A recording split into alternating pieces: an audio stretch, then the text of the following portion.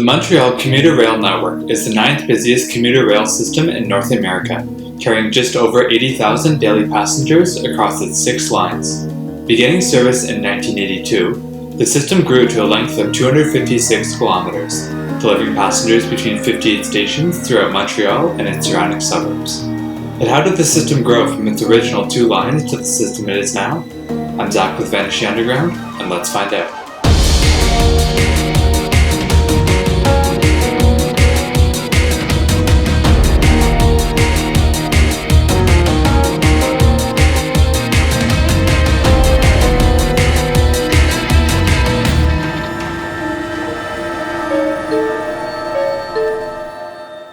Publicly operated commuter rail service in Montreal began in 1982 when Montreal's transit operator, the CTCUM, took responsibility from CN Rail of the Deux-Montagnes commuter line. Running 7 days a week and servicing 12 stops, the fully electrified line ran south from Deux-Montagnes to Portal Heights, before running through the Montreal tunnel to Gare Centrale. Later that year, the CTCUM took responsibility from CP Rail of the Rigaud commuter line. Running west from Gare Windsor, the line ran 7 days a week, making 12 stops to Vaudreuil, with 1 round trip on weekdays continuing to Rigaud. In 1985, Vendôme Station replaced Westmount on the Montreal-Rigaud line, offering a new connection to the Metro's Orange Line. Later that year, the CTCUM was renamed to the STCUM, and responsibility for the commuter rail lines was transferred to this new agency. Vaudreuil Station was also renamed to Dorion, at the request of the local town council. A new station opened on the Dorion-Rigaud line at Pointe-Claire near the end of 1985 or in early 1986. Some documents indicate that the station was called Lakeside for a short period after opening. However, we were unable to confirm this. A modernization program on the Dorion-Rigaud line was undertaken in the latter half of the 1980s, replacing the rolling stock used, as well as upgrading many stations along the line. Grovefield Station was renamed to La Chine, while Ile Perrot was relocated to its present location. The former Ile Perrot station closed for renovations, reopening as Pincourt Terrasse Vaudreuil. We are unable to find the exact dates that these renovations and renamings took place, so feel free to leave a comment if you're able to offer us any insights. 1990 saw 2 temporary services begin operation to help relieve pressure caused by closures on the Montreal road network. The Métropolitaine began in May, running between Repentigny and Du Collège Metro Station, making 4 intermediate stops. The line made 3 southbound trips in the morning rush hour, with 3 returning north in the evening. A second temporary service began running from Gare Centrale to Saint-Isidore in July, during the closure of the Mercier Bridge for the opioid crisis. 2 morning trips ran north from Saint-Isidore to Gare Centrale during the morning, and 2 trips returned to Saint-Isidore in the evening. Service to Saint-Isidore concluded in September, while the Métropolitaine service concluded in October. Gare Windsor was closed in 1993 to allow for construction of the Molson Centre, Montreal's main hockey arena. Trains moved to a temporary terminus Windsor, located just west of the construction site. A modernization project was carried out on the Deux-Montagnes line between 1993 and 1995. The line was closed during each summer to allow for the tracks and overhead wires to be replaced, and the stations to be rebuilt. Stations at Portal Heights, Vertu, and Deux-Montagnes were renamed, while stations at Moncton, Val-Royal, Amabay, Roxbo, and Saint-Dorothy were relocated. In the fall of 1995, the line reopened, with an extension to a new station at Deux-Montagnes. The previous Deux-Montagnes station was renamed to Grand Moulin. In 1996, operations of the commuter rail network were transferred once again from the STCUM to the AMT, a newly created regional transit operator for the Montreal area. Shortly afterwards, Montreal's 3rd commuter rail line launched in 1997, as a pilot running between Blainville and Jean Talon to help ease traffic during the reconstruction of a nearby bridge.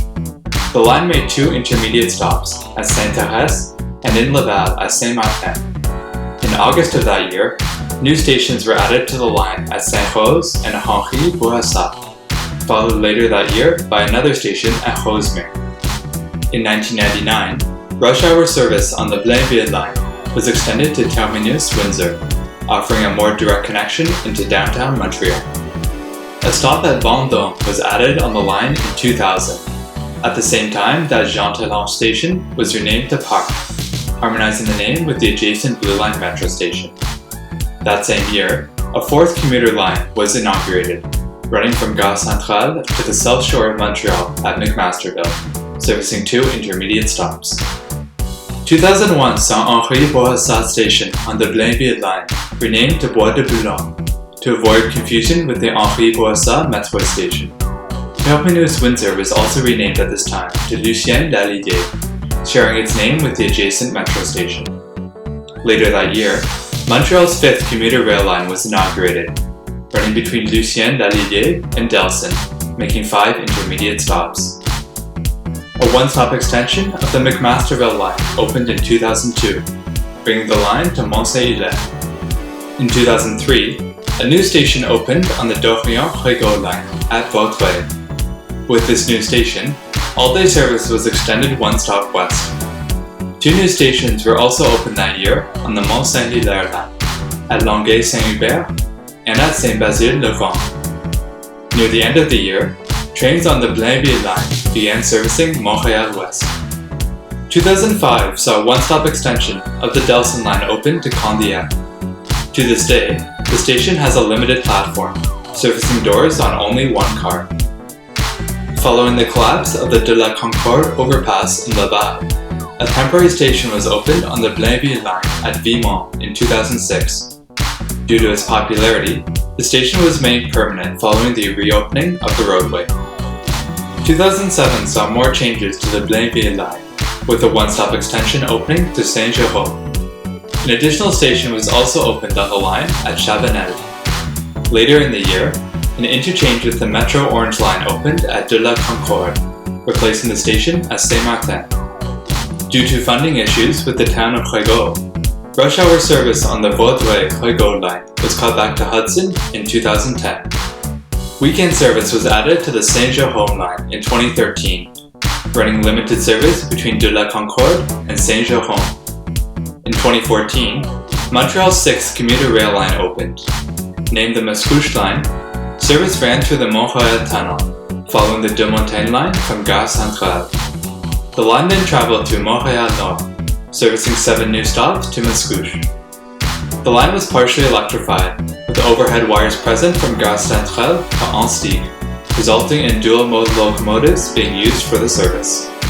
2 additional stations opened on the Mascouche line in 2015 at Pointe-aux-Trembles and Sauvé, offering a connection to the Metro's Orange line. A new station at Deux-Canal opened on the Candiac line in 2017, constructed to reduce congestion during a Nuremberg highway reconstruction project. That same year, the AMT was disbanded, with responsibility for the service transferred to the RTM, with commuters' trains being branded as Exo in 2018. In 2020, the Montreal tunnel was closed to allow for its conversion to a new metro line. As a result, Deux-Montagnes line service between Bois-Franc and Gare Centrale was removed, and stations on the stretch were closed. The Mascouche line was cut back to Anstey, with rush hour service continuing past the station to Gare Centrale, using an alternate route. This brings us to the commuter rail map that we know today.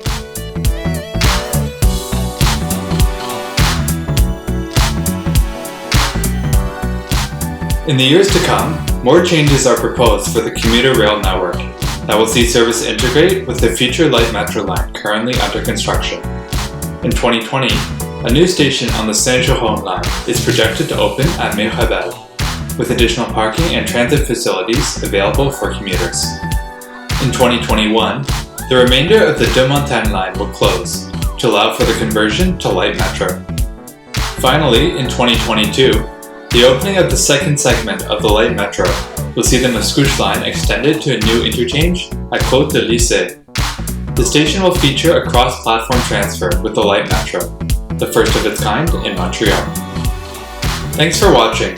We hope you enjoyed this video and learned something new about how the Montreal commuter rail network came to be. Feel free to leave a like and a comment if you want to see more. And as for us here, We'll be vanishing underground until the next one.